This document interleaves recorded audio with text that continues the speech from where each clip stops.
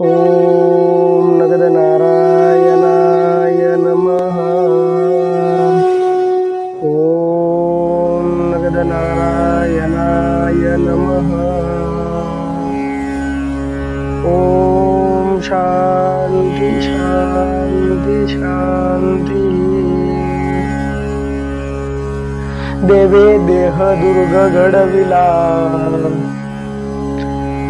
देवे देह दुर्ग घडविला, ज्ञान कर्मेंद्रिय तो सुशोभिला, कवल्या हेतू दिदला तुझ हाती। ईश्वरानं हा देह नावाचा जो दुर्ग घडवलाय आणि हा देह दुर्ग घडवून या देहदुर्गाला ज्ञानेंद्रिय आणि कर्मेंद्रियाच्या माध्यमातून त्याचं सुशोभीकरण केलंय आणि असा सुशोभीकरण करून दिलेला हा देह आपल्या हाती सोपवला आहे, तर तो त्या पाठीमागचा ईश्वराचा ईश्वरी नेमका हेतू काय असेल? देवे देह दुर्ग घडविला म्हणजे ईश्वरानं हा दुर्ग घडवलाय, देह नावाचा हा दुर्ग घडवलाय। देह आणि दुर्ग, आता दुर्गामध्ये आणि देहामध्ये काय साम्य? दुर्ग हा शब्द, दुर्ग म्हणजे गड किल्ला, आणि देह नावाचा जो किल्ला ईश्वरानं बनवलेला आहे। जशी भौतिक जगतातल्या गडकोटावरती त्याची स्वतंत्र एक संरक्षण यंत्रणा असते, अगदी त्याच धर्तीवर या देहदुर्गाची सुद्धा स्वतःची एक संरक्षण यंत्रणा असते।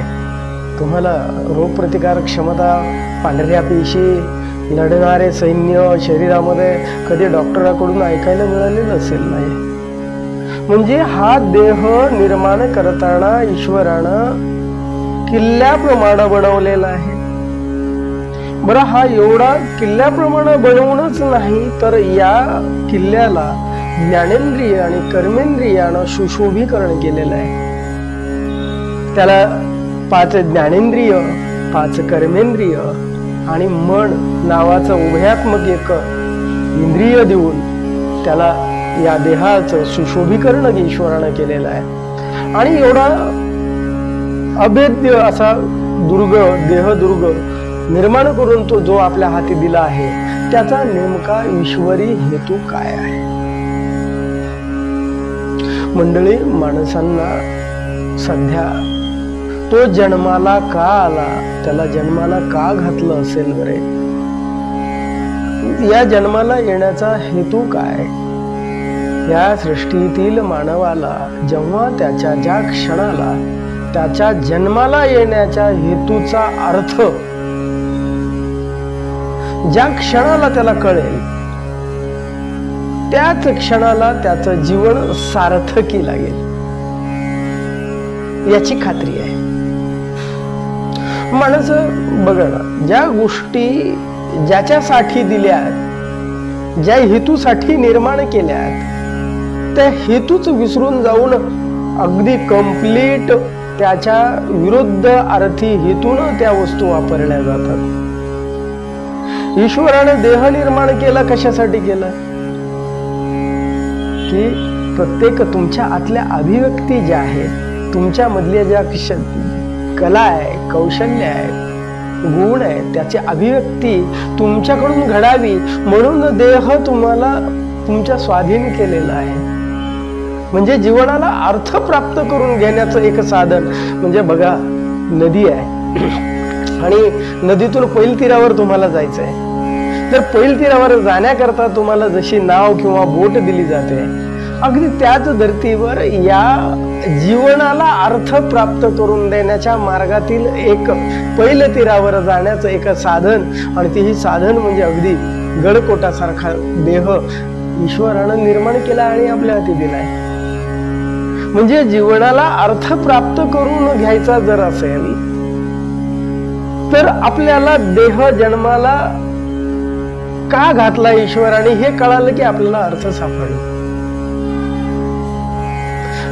म्हणजे वाणी दिली आहे ईश्वरानं, कशासाठी दिली? लोकांचा अपमान करण्यासाठी तर वाणी दिली नाहीये. वाणीमधनं अमृत श्रवण व्हावं, अमृतासारखी कर्णमधुर वाक्य बाहेर पडावी. तीच वाणी इतरांचा अपमान उपमर्द करण्यासाठी जर वापरली जात असेल तर ती वाणी, त्या वाणी निर्मितीचा ईश्वरी संकेत तोच आहे का? त्याच्यासाठीच तर वाणी दिली आहे का तुम्हाला? कान तुम्हाला फक्त इतरांचं काहीतरी कुजबूज ऐकण्याकरता किंवा काहीतरी कुणाच्या कानात जाऊन चाहडी लावण्या इतपत लोकांच्या घरामध्ये विध्वंस करावा यासाठी तुमचे कान दिलेले आहेत का तुम्हाला? हेतू काय आहे? कर्णमधुर गोष्टीचं श्रवण करण्याचा हेतू असावा की कर्कश गोष्टीतून त्या ज्ञानेंद्रियामधून तुम्ही श्रवण करणार आहात? हेतू काय? ईश्वरी संकेत काय असेल? अहो, ज्यावेळेस नाशिका जे घ्राणेंद्रिय म्हणतो आपण, गंधामधला आणि दुर्गंधी मधला फरक आपल्याला कळावा म्हणून ज्ञानेंद्रिय दिलंय ना. मग ते आपण आपल्याकडं घ्राणेंद्रिय असून सुद्धा आपण दुर्गंधीमध्ये जर निवास करत असू तर मग ते घ्राणेंद्रियाचा मूळ जे दिलंय इंद्रिय ते कशासाठी दिलंय? त्याचा हेतू काय? म्हणजे माणसं आजकाल अशी पटाईत झालीत बरं का, जी वस्तू ज्याच्यासाठी निर्माण केली आहे त्या गोष्टीपेक्षा, त्या चांगल्या वापरापेक्षा अयोग्य वापर करण्यामध्ये माणसं फार चतुर आणि धूर्त पटाईत झालेली आहे. सोनोग्राफी यंत्र आलं, पहिल्यांदा आलं ना. ज्यावेळेस सोनोग्राफी यंत्र आलं, त्या यंत्र निर्मितीच्या पाठीमागचा हेतू काय होता? हेतू हाच होता ना, बाबा रे, गर्भाशयामध्ये वाढणारं बाळ दिव्यांग नसावं, त्याचा एखादा अवयव कमी असेल तो जन्माला येऊ नये, किंवा चुकीच्या पद्धतीने जो माणूस जन्माला यायचा तो अवयवहीन नसावा, यासाठी होतं ना. त्याचा मूळ हेतू म्हणजे ज्या बाळाला गर्भाशयात वाढणाऱ्या बाळाची वाढ योग्य होत नाही, आईच्या जीवाला धोका निर्माण होऊ शकतो, होऊ नये म्हणून काळजी पूर्वच घेण्यासाठी सोनोग्राफी यंत्र अस्तित्वात आलं ना. आपण काय वापर करायला शिकलो त्याचा? आपण भ्रूण हत्या करण्याकरताच त्याचा वापर केला ना. जी गोष्ट ज्याच्यासाठी आली आहे, अस्तित्वात संकेत आहे की जी गोष्ट ज्याच्यासाठी वापरावी, त्या गोष्टीचा एक्झॅक्ट म्हणजे बघा, जी काही ऊर्जा, अणुऊर्जा निर्मितीचं गेली मानवी किंवा कोळशापासून वीज निर्मिती करण्यापेक्षा आपण अणुऊर्जेचा वापर केला तर ती निसर्ग पर्यावरण पूरक असू शकते. म्हणूनच ना का अणुबॉम्ब बनवून, त्याच अणुऊर्जेचा अणुबॉम्ब बनवून विध्वंस करण्याकरिता संकेत एक आहे. संकेत आहे की ती गोष्ट ज्या हेतून निर्माण केली त्या हेतूसाठी वापरली जावी.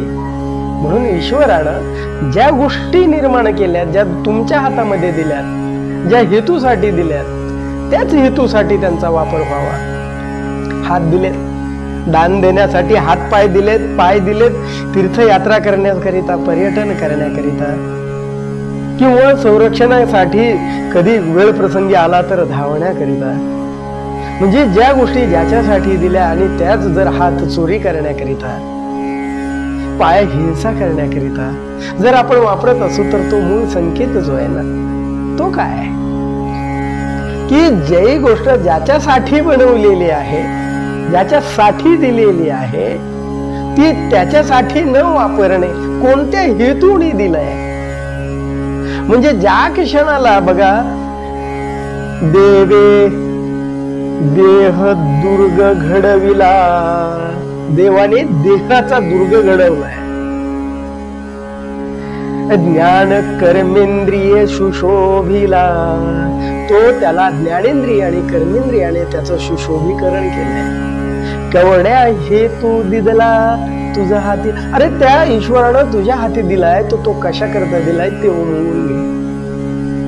ज्या क्षणाला, काही बऱ्याच जणाला बघा, ज्या क्षणाला तुम्हाला तुमच्या जीवनाचा अर्थ कळतो, काही वेळा तुम्हाला ना तुम्ही मजुरी करता, काम करता, ती मजुरी करू नका, काम करू नका, तर ते अगदी नैसर्गिकरित्या तुमची अभिव्यक्ती. हे बघा कशी असावी. एक शिक्षक आहे, शाळेवर जातो, तो विद्यार्थ्यांशी चर्चा करताना काय म्हणतो, तो म्हणतो, अरे केवळ 2 मार्कावरूनच माझं मेडिकल हुकलं, अन्यथा मी डॉक्टर झालो असतो. म्हणजे तो ज्या गोष्टी करतो त्याच्यामध्ये तो 100% देऊ शकेल काय? त्याच्यामध्ये त्याला आनंद आहे का? त्याला इतर पर्याय उपलब्ध नसल्या कारणानं तो त्याच्यामध्ये स्वीकारतो. ती मजबुरी आहे. म्हणजे तुम्ही ज्या क्षणाला, हे बघा, आतमध्ये तुमचा दडलेला कलाकार ज्यावेळेस चित्र काढेल ना, जीवनाला अर्थ सापडला म्हणून समजा, ज्या दिवशी तुमच्यामध्ये असलेला गायक आहे ना, तो गायला लागेल ना, तर तुमच्या जीवनाला अर्थ सापडला. ज्या क्षणाला तुमच्यामधला शिक्षक अध्यापक जाऊन शिकवायला लागेल ना, तर त्यावेळेस तो 100% योगदान देऊ शकतो.